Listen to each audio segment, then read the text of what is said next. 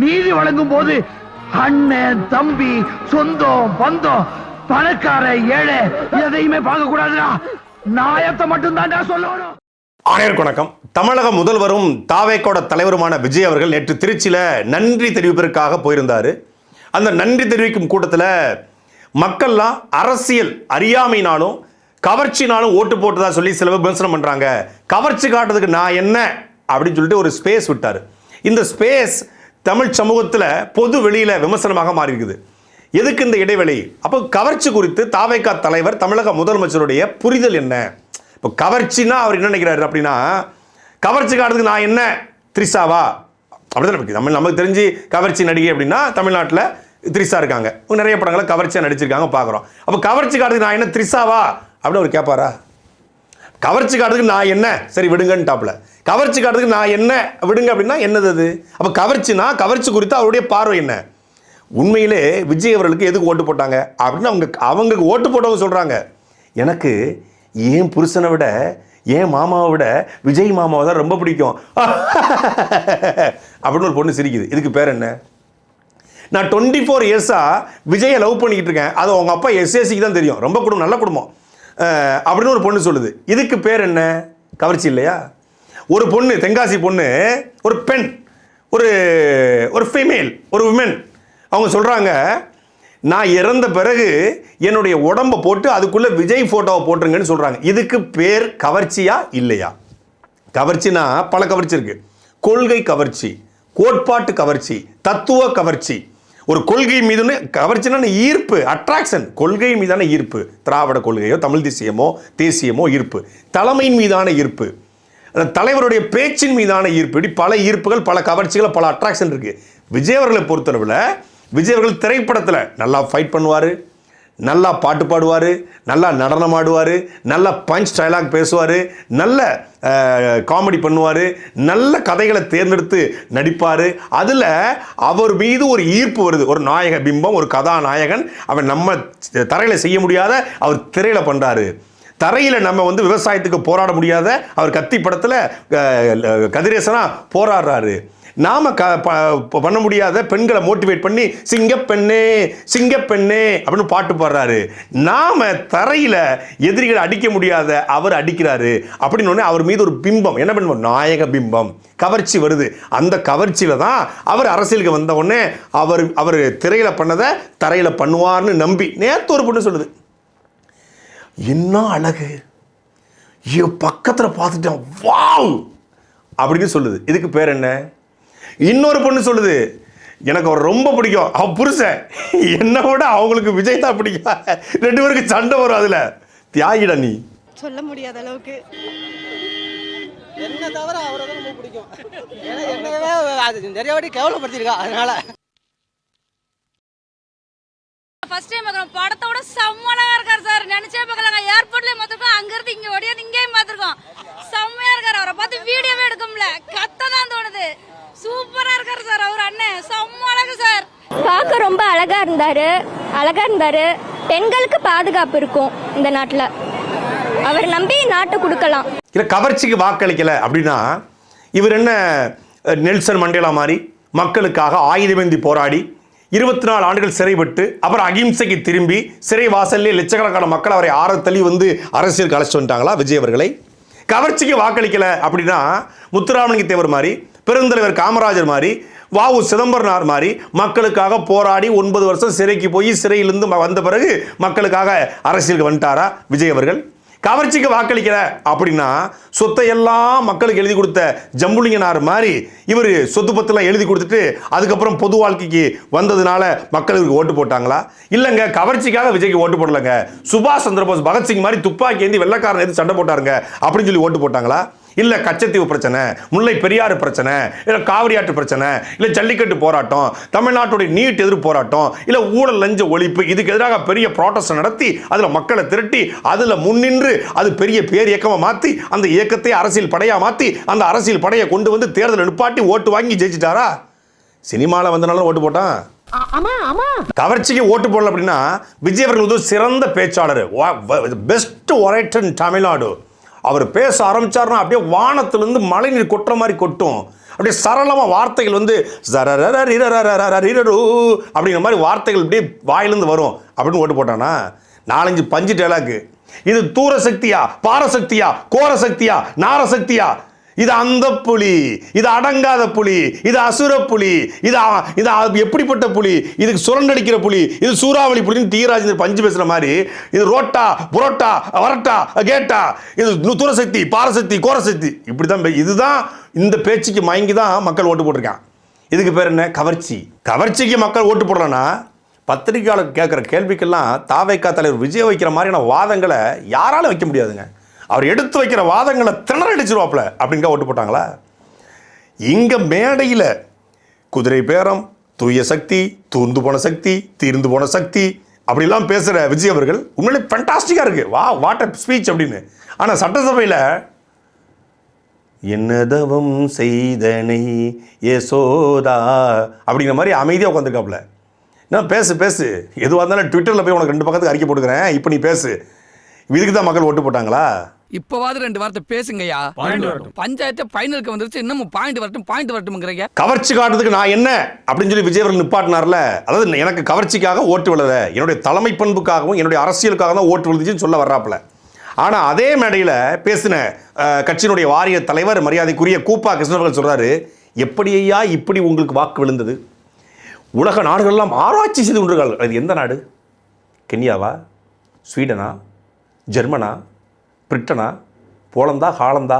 எந்த நாடு ஆராய்ச்சி பண்ணிக்கிட்டு இருக்கு? அள்ளி விடலாம், அவுத்து விடக்கூடாது. உலக நாடுகளும் ஆராய்ச்சி. தமிழ்நாட்டில் விஜய் ஜெயிச்சதான் உலக நாடுகள் ஆராய்ச்சி பண்ணதான். பெரிய இன்ஸ்டியூட் வந்து ஒரு டைட்டான் புரோட்டான்லாம் கண்டுபிடிச்சிருக்காரு. உலக நாடுகள்லாம் வந்து வியந்து பார்க்குறதுக்கு ஆராய்ச்சி பண்ணிகிட்டு இருக்கு. வெள்ளைக்காரர்களுக்கு இருந்த காலத்திலிருந்து இருந்தவர்கள்லாம் இப்பொழுது வந்து வாக்களித்திருக்கிறார்கள். இல்லை தூய தமிழ் வேற. லண்டன்லேருந்து வருகிறார்கள், சீனாவிலிருந்து வருகிறார்கள், ஏன் ஈழ தேசத்தில், ஈழத்துலேருந்து எப்படி வர முடியும்? வந்து அங்கே வந்து ஈழத்தில் உள்ளவங்களுக்கு இங்கே வந்து ஓட்டு போட முடியாது, அள்ளிவிடு. ஈழத்துலேருந்து வந்திருக்காங்க. இப்படிப்பட்ட கவர்ச்சி உங்களுக்கு எப்படியா கிடைத்தது அப்படின்னு அவர் பக்கத்துல இருந்து மக்கள்கிட்ட வந்து இங்கே திரும்பி பேசிட்டு இருக்காப்புல. உங்களுக்கு அந்த கவர்ச்சி எப்படியா கிடைத்தது? அவர் வச்சுக்கிட்ட வஞ்சனை பண்ணுறேன், தெரிஞ்சா சொல்ல மாட்டேன்னா அப்படின்னு கூப்பா கிருஷ்ணா அவரை பார்த்து கேட்குறாப்புல கவர்ச்சி எப்படி வந்ததுன்னு. இப்போ இவர் என்ன சொல்றாரு? கவர்ச்சிக்காகவா ஓட்டு விழுந்துச்சு, நான் என்ன கவர்ச்சியாக காட்டுறேங்கிறாரு. எனக்கு தெரிஞ்சு கூப்பா கிருஷ்ணனுக்கு விஜய் பதில் சொன்னாரா இல்லை விஜய் கிட்ட கூப்பா கிருஷ்ணன் கேள்வியை கேட்டாரான்னு தெரியல. புரிதல் இல்லாம மக்கள் நமக்கு ஓட்டு போட்டுட்டாங்களாம். இந்த கவர்ச்சியில மயங்கி மக்கள் நமக்கு ஓட்டு போட்டுட்டாங்களா? நான் என்ன சரி விடுங்க. இவ்வளவு எதிரிகளை எல்லாம் நீங்கள் வசப்படுத்தக்கூடிய அந்த கவர்ச்சி உங்களிடத்திலே எப்படி வந்தது? எப்படி ஐயா இந்த கட்சி வந்தது? ஆட்சிக்கு எதிரார்கள் இதை ஆராய்ச்சி செய்வதற்கே உலக நாடுகளே ஒன்று கூடி பல்வேறு பல்கலைக்கழகத்திலே ஆட்சி ஆய்வு செய்வதற்கு இருக்கிறார்கள். ஆராய்ச்சி செய்வதற்கே உலக நாடுகளே ஒன்று கூடி பல்வேறு பல்கலைக்கழகத்திலே ஆட்சி ஆய்வு செய்வதற்கு இருக்கிறார்கள். தமிழ்நாட்டுடைய 234 தொகுதிக்கு பிரச்சாரத்துக்கு வந்தால் கவர்ச்சி போயிடும். தமிழ்நாட்டோட 38 மாவட்டத்துக்கு பிரச்சாரத்துக்கு வந்திருந்தாலும் கவர்ச்சி போயிடும். முக்கியமான தொகுதிக்கு வந்திருந்தாலும் கவர்ச்சி போயிருக்கும். பத்திரிக்கையாளர் சந்திச்சா இருந்தாலும் கவர்ச்சி போயிருக்கும். தினம் மக்களை சந்திச்சிருந்தாலும் கவர்ச்சி போயிருக்கும். அப்போ அந்த கவர்ச்சி அப்படி இருக்கணும். தினம் பார்த்துட்டு என்ன ஆகும்?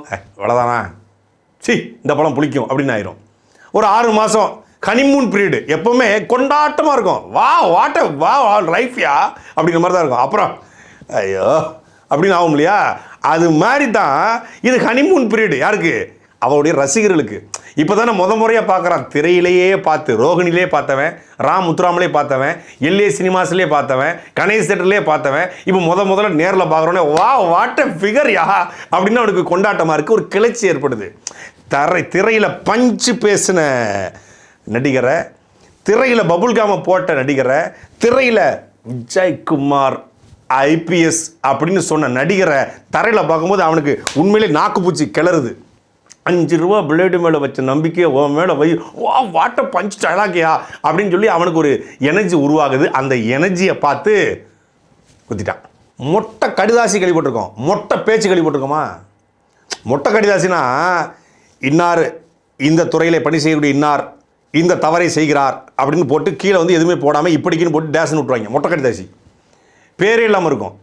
யாரை திட்டுறாங்க, யாரை இது பண்ணுறாங்கன்னு தெரியாது. அது பேர் மொட்டை பெட்டிஷனு. மொட்டை கடிதாசி மாதிரி மொட்டை பேச்சு பேசிகிட்டு இருக்காப்புல. இப்போ கவர்ச்சி காட்டி ஓட்டு வாங்கிட்டான் அப்படின்னு யாரை சொல்கிறாரு? திமுக தலைவர் ஸ்டாலினை பார்த்து சொல்கிறாரா, எதிர்க்கட்சி தலைவர் உதயநிதி ஸ்டாலினை பார்த்து சொல்கிறாரா, இல்லை எடப்பாடி பழனிசாமி பார்த்து சொல்கிறாரா, இல்லை சீமானவரை பார்த்து சொல்கிறாரா, இல்லை அண்ணாமலை பார்த்து சொல்கிறாரா, யாரை பார்த்து சொல்கிறாரு? யார் பேருமே சொல்லாமல் என்ன இப்படி சொல்கிறாங்க, கவர்ச்சியை காட்டி ஓட்டு வாங்கிட்டான்னு சொல்கிறாங்க, அரசியல் தெளிவில்லாமல் ஓட்டு போட்டதா சொல்கிறாங்கன்னு யாரை சொல்கிறீங்கன்னே சொல்லாமல் எதிரியை ஃபிக்ஸ் பண்ண டிஎம்கேக்கும் டிவிகேக்கும் போட்டின்னு சொல்கிறீங்க. ஆனால் இதை இவர் இப்படி குறிப்பிட்டார், அதற்கு நான் பதில் சொல்கிறேன் அப்படின்னு சொல்லணும்ல, அது கிடையாது. மொட்டை பேச்சா பேசிட்டு இருக்காப்ல. பாவண்டா அவன் எவ்வளவு கஷ்டப்படுறான் தெரியுமா? யாரா என்ன தாண்டா சொல்றேன்?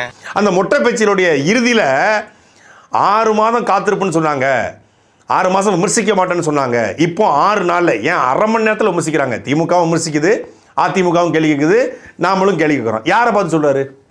6 மாதம் கேள்வி கேட்க முடியாது, கேள்வி கேட்குறேன்னு சொல்லிட்டு இப்போ அரை நாளில் கேள்வி கேட்குறாங்க, அரை மணி நேரத்தில் கேள்வி கேட்குறாரு. 6 மாதம் கேள்வி கழித்து கேள்வி கேட்கணும் தான் எல்லாருடைய விருப்பமே. ஒரு புது கட்சி ஆட்சிக்கு வந்தால் 6 மாதம் கால அவகாசம் கொடுக்கணும். ஆனால் கோயம்புத்தூரில் 9 வயது சிறுமி பாலியல் வன்கொடுமைக்கு ஆளாக்கப்படும் போது அந்த சிறுமியினுடைய தாயார் மது அருந்தியதனால தான் அந்த குழந்தை பாலியல் வன்கொடுமைக்கு ஆளாக்கப்பட்டுச்சு. ஒரு பிஸ்கட்டுக்கு ஆசைப்பட்டு அந்த குழந்தை பாலியல் வன்கொடுமைக்கு ஆளாக்கப்பட்டுன்னு சொல்லி ஒருத்தர் விமர்சனம் பண்ணுறான்ல. இப்போ நாங்கள் அந்த குழந்தைக்கு ஆதரவாக நீதி கேட்டு பேசணுமா, இல்லை 6 மாதம் கழித்து பேசணுமா? தூத்துக்குடி மாவட்டம் சிறுவைகுண்டத்தில் உங்கள் கட்சிக்காரன், அதாவது தூத்துக்குடி மேற்கு மாவட்ட இளைஞரணி பொறுப்பாளர் பாலமுருகனும் அவர் நண்பர் ஜெயபாலும் சேர்ந்து ஒரு பெண்ணுக்கு வேலை வாங்கி தருவதாக, அதுவும் தாவேக்கா பொண்ணு, தாவேக்கால தேர்தல் வேலை பார்த்த பொண்ணு, இவனும் தாவேக்காரன், தாவேக்கால தேர்தலில் பார்த்த தாவேக்காவுக்கு சார்ந்த ஒரு பொண்ணை, உங்கள் கட்சிக்கார பொண்ணை வேலை வாங்கி தருவதாக சொல்லி ஏமாற்றி கூட்டு பாலியல் வன்கொடுமை, இந்த வார்த்தைக்கு உங்களுக்கு அர்த்தம் தெரியும்ல, கூட்டு பாலியல் வன்கொடுமை. அந்த இந்த படத்தில் சொல்லுவீங்க இல்லையா, நம்ம தெரி படத்தில், அதுபோல் ஒரு கேங் ரேப், கூட்டு பாலியல் வன்கொடுமை அந்த பொண்ணுக்கு நடந்திருக்கு.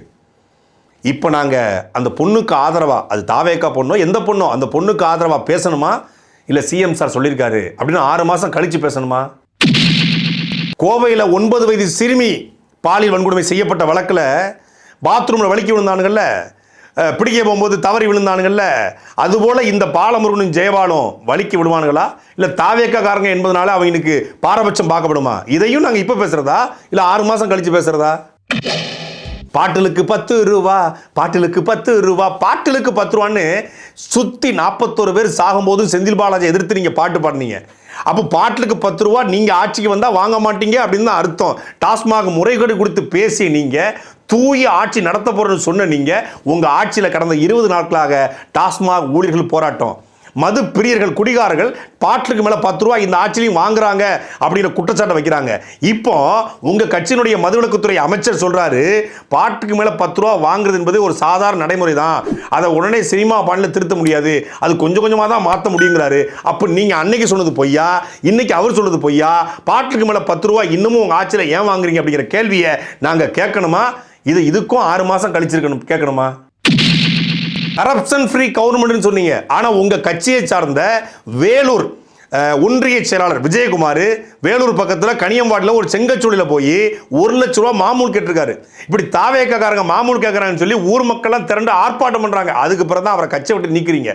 அப்போ இந்த விஜயகுமார் மாமூல் கேட்டதை எதிர்த்து நாங்கள் பேசணுமா, இல்லை 6 மாதம் கழித்து பேசணுமா? சென்னை மட்டுமில்லாது தமிழ்நாட்டின் பல்வேறு மாவட்டங்களில் மின் தடை ஏற்பட்டு இரவு நேரத்தில் மக்கள் வெளியே வந்து கொசுக்கடியில் அந்த இரவு புழுக்கத்தில் இந்த வெயிலுடைய புழுக்கம் தாங்க முடியாமல் நின்னாங்களே, கண்ணீரும் கம்பளையும் அழுதுகிட்டு. இப்போ நாங்கள் அந்த மக்களுக்கு ஆதரவாக இந்த மின் தட்டுப்பாடு ஏன்னு கேள்வியை கேட்கணுமா, இல்லை 6 மாதம் கழித்து பார்த்துக்கலாம் அப்படின்னு நாங்கள் பொறுமையாக இருக்கணுமா? ஊழலற்ற ஆட்சி, நேர்மையான ஆட்சி அப்படின்னு சொன்னீங்க. ஆனால் திமுக ஆட்சியில் ஊழல் குற்றச்சாட்டு வந்த அதிகாரிகளையும் ஊழலுக்கு துணை போன அதிகாரிகளையும் உங்கள் கட்சி ஆட்சிக்கு வந்த பிறகு அதிகாரிகளை நியமிக்கிறீங்களே, நீதிமன்றமே அதை சிலவதை கண்டிக்குத, சமூக ஆர்வலர்கள் கண்டிக்கிறாங்களே, இதை நாங்கள் எடுத்து உங்ககிட்ட சொல்லணுமா, இல்லை தளபதி எது பண்ணாலும் நல்லது தான் பண்ணுவார் அப்படின்னு உங்கள் கட்சிக்காரங்க மாதிரி நாங்களும் பொறுமையாக இருக்கணுமா? என்னங்க இங்கிருந்து கிணத்த காணும் அப்படிங்கிற மாதிரி என் எம்எல்ஏவை காணும்னு சொல்லி ஒரு கட்சியினுடைய எம்எல்ஏவை அந்த கட்சியினுடைய தலைவருக்கே தெரியாமல் நீங்கள் பேரம் பேசி வாங்கிட்டு தான் அதில் குதிரை பேரம் நிகழ்ந்ததா சொல்லி ஆளுநரை பார்த்து டிடிவி தினகரன் புகார் அளிக்கிறாரு. இப்போ குதிரை பேரம் நிகழ்ந்திருக்கு அப்படின்னு நாங்கள் பேசுகிறதா, இல்லை தளபதி சரியாக தான் பண்ணியிருப்பாரு, அவர் வாங்கியிருக்க மாட்டார், அவர்கிட்ட வாங்கி சேர்ந்துருப்பாங்க அப்படின்னு சொல்லி நாங்கள் பொறுமையாக இருக்கணுமா? கத்தி படத்துல உசிரே போனாலும் விவசாயத்தை விட்டுறாதீங்கன்னு சொல்லி சாக்க கட்டிக்கிட்டு நீங்க பேசும்போது நான்லாம் தியேட்டர்ல சில்லறையை சிதற விட்டேன். ஆனா நிஜத்துல நான் ஆட்சிக்கு வந்தா விவசாயத்தை பத்தி தான் தெரியாது, ஆனா விவசாயிகளுடைய வழி தெரியும். விவசாய கடனை 5 ஏக்கருக்கு உள்ள வாங்கினா முழுமையா தள்ளுபடி, 5 ஏக்கருக்கு மேல வாங்கினா 50 விழுக்காடு தள்ளுபடின்னு சொல்லிட்டு ஆட்சிக்கு வந்த உடனே விவசாயிகளுடைய வயிற்றில் அடிக்கிற மாதிரி சிறு குறுன்னு பிரிச்சு 50,000 வாங்கினாலும் தள்ளுபடி, 50,000க்கு மேல வாங்கினா தள்ளுபடி கிடையாது அப்படின்னு நீங்க விவசாயத்தோட வயிற்றில் அடிச்சு அந்த விவசாயிகள்லாம் போராடும் போது அவங்கள கைது பண்றீங்களே. இப்ப இதை நாங்க பேசுறதா இல்ல 6 மாசம் கழிச்சு பேசுறதா? முறையா திருச்சி மரக்கடையில் நீங்க தேர்தல் பரப்புரை பண்ணும்போது காவிரி பிரச்சனை பத்தி பேசுனீங்க, காவிரிக்கான சிக்கலை தீர்ப்பேன்னு சொன்னீங்க. ஆனா இப்போ வென்று முறையா திருச்சி கிழக்கு தொகுதியில் போய் நன்றி தெரிவிக்க போகும்போது காவிரி பிரச்சனை பத்தி பேசல. மேகதாதுல 100 விஜய் வந்தாலும் அணை கட்டுவோம், மேகதாதுல அணை கட்டுவதை யாராலும் தடுக்க முடியாதுன்னு சொல்லி கர்நாடகா துணை முதலமைச்சர், கர்நாடக அமைச்சர் எல்லாரும் சவால் விடுறாங்க. காங்கிரஸை பக்கத்தில் வச்சுக்க நீங்க, காங்கிரஸோட கூட்டணி அமைச்சரை வச்சுக்க நீங்க, ராகுல் காந்தியோட இணக்கமா இருக்கு நீங்க, அந்த கர்நாடகா காங்கிரஸ் பேசி மேகதாதுல அணை கட்டக்கூடாது அப்படின்னு பேசுறதுக்கும் தைரியம் இல்லை. திருச்சி வந்தோம் காவிரி பற்றி பேசாம நகர்ந்து போறீங்கன்னா இதை நாங்க கேள்வி கேட்கறதா இல்ல மேகதாதுல அணை கட்டின பிறகு பொறுமையா பேசிக்கலாம் அப்படின்னு உங்களை மாதிரி நாங்களும் இப்படியே உட்கார்ந்துருக்கதா? திமுக செஞ்ச தவறுகளை சரி பண்றதுக்கு ஒரு காலம் எடுக்கும், மாற்றுக்கிறது இல்லை. ஆனா கிளாம்பாக்கத்தில் பேருந்து இல்லாமல் நிற்கிற மக்கள்கிட்ட போய் உங்களுடைய போக்குவரத்துறை அமைச்சர் செல்லம் நீ சாப்பிட்டு பேசுற, நான் சாப்பிடாம பேசுறேன் அப்படின்னு நக்கலா பேசுறதையும் நாங்கள் கடந்து போகணுமா? ஆய்வுங்கிற பேரில் ஆய்வு நிகழ்த்த போன உங்களுடைய போலூர் எம்எல்ஏ அந்த மக்களை பார்த்து அலட்சியமா என்ன திமிரா பேசுறியா, என்ன இப்படி நிற்கிற, அதிகாட்ட மரியாதையா பேசு அப்படின்னு திமிர்த்தனமா பேசுறதையும் நாங்கள் கடந்து போகணுமா? ஆய்வுங்கிற பேரில் உங்கள் எம்எல்ஏக்கள் பண்ணுற அழிச்சாட்டியத்தையும் உங்கள் தாவேக்காவுடைய கட்சி பொறுப்பாளர்கள்லாம் போயிட்டு ஆய்வு நிகழ்த்துகிற அந்த அட்டூழியத்தையும் ரீல்ஸ் போட்டு இன்ஸ்டாகிராமில் இன்ஃப்ளூயன்சர் மாதிரி இன்வெஸ்டர்ஸ் அழைக்கிற உங்கள் தொழில்துறை அமைச்சர் குறித்தும் கேள்வி கேட்காம நாங்கள் கடந்து போகணுமா? அதுக்கும் நாங்கள் 6 மாதம் காத்திருக்கணுமா? நீங்கள் ஆட்சிக்கு வந்து சரியாக 21 நாளில் கிட்டத்தட்ட 31 கொலை, கிட்டத்தட்ட 4 ரெட்டை கொலை, 23 பாலியல் வன்கொடுமை, இதையெல்லாம் இப்போ பேசுறதா இல்லை நாங்கள் காலன்றையும் கடிகாரத்தையும் அப்படியே பார்த்துட்டு இருந்து 6 மாதம் கழிச்சு இந்த 31 கொலைக்கும் இந்த 23 பாலியல் வன்கொடுமைக்கும் இந்த 4 ரெட்டை கொலைக்கும் நீதி கட்டுக்கலாம் அப்படின்னு நாங்கள் பொறுமையாக உட்காந்துருக்கதா?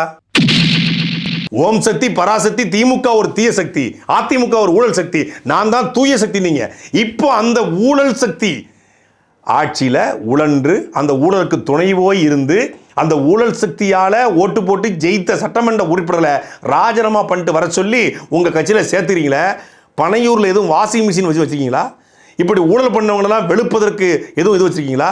உங்ககிட்ட வந்தா மட்டும் அவங்க நல்லவங்களா மாறிடுவாங்களா அப்படின்னு கேள்வியை கூட நாங்கள் கேட்காம 6 மாதம் நாங்கள் பொறுத்து இருக்கணுமா? வள்ளுவரை உங்களுடைய அடையாளமாக வச்சுக்கிறீங்க, பிறப்புக்கும் எல்லா உயிர்க்கும் அப்படிங்கிற கோட்பாட்டையும் எடுத்துட்டீங்க. அந்த வள்ளுவரை தமிழ் மறையோன காவிச்சாயம் பூச பார்க்குது மத்திய அரசு, அதுக்கு துணை போறாரு தமிழ்நாட்டினுடைய ஆளுநர். இப்போ காவிச்சாயம் பூசுறாங்களேன்னு உங்களுடைய சட்டமன்ற உறுப்பினர்கிட்ட அமைச்சர்கிட்ட கேட்டா அமைதியா போறாங்க. இப்போ வள்ளுவருக்கு காவிச்சாயம் பூசுறாங்களே, அதை ஏன் தாவேக்கா தலைவரும் தாவேக்கோட அமைச்சர்களும் கண்டிக்கல அப்படிங்கிற கேள்வியை நாங்க கேட்பதா இல்ல வள்ளுவருக்கு முழுமையா காவிச்சாயம் அடிக்கட்டும் 6 மாசம் கழிச்சு பொறுமையா பேசிக்கலாம் அப்படின்னு நாங்களும் சாயம் பூசிட்டு உட்கார்றதா?